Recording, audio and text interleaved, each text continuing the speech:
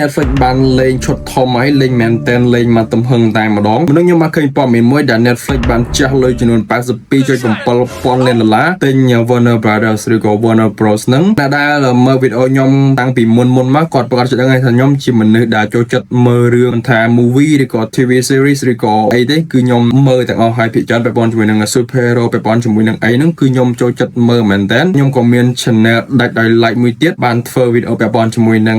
លក្ខណៈ movie នឹងផងដែរឥឡូវនេះ Netflix បានទិញ Warner Bros បាត់ទៅហើយអញ្ចឹងគឺបានន័យថាខ្សែភាពយន្តដូចជា DC Universe ហ្នឹងដែលស្ថិតនៅក្នុង Warner Bros ពីមុនហ្នឹងឥឡូវហ្នឹងគឺខ្លាយទៅជាកម្មសិទ្ធិរបស់ Netflix បាត់ទៅហើយនិយាយតាមត្រង់ទៅគឺខ្ញុំអត់សូវចូលចិត្ត Netflix ប្រហែលទេវាក៏ជាមូលហេតុមួយផងដែរដែលខ្ញុំបាន cancel subscription Netflix រៀងយូរគួរសមដែរហើយខ្ញុំអត់ subscribe វិញទេដោយសារតែរឿងដែលចេញពី Netflix ភាគច្រើនគឺវាពិបាកមើលមែនទែនវាកម្រនឹងមានរឿងដែលល្អមើលហើយអ្វីដែលសំខាន់ Netflix វាគឺជាប្រព័ន្ធ streaming ទៅទៀតវាគឺជា streaming platform វាមិនមែនជាលក្ខណៈផលិតកម្មដែលផលិតរឿងយុទ្ធចក្រក្នុងហុងកុនទេអញ្ចឹងចំណុចដែលខ្ញុំបារម្ភនោះគឺខ្ញុំបារម្ភត្រង់ថាដូចជាបច្ចេកបែបបានជាមួយនឹងរឿងក្រោយៗរបស់ DC Universe ដូចជារឿង Supergirl ឬក៏រឿង Superman ថ្មីឬក៏រឿងអីបន្តដែលគេមាន plan ក្នុងការផលិតហ្នឹងតើវាទៅជាយ៉ាងណាដោយសារតែរឿងហ្នឹងវាគឺជាលក្ខណៈ movie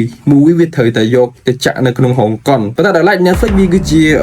streaming platform ហ្នឹងអញ្ចឹងបើសិនជា Netflix ទិញអាហ្នឹងទៅបាត់ហើយគឺបានន័យថាអា budget ដែលគេកម្រងផលិតខ្សែភាពយន្តហ្នឹងវាទៅជា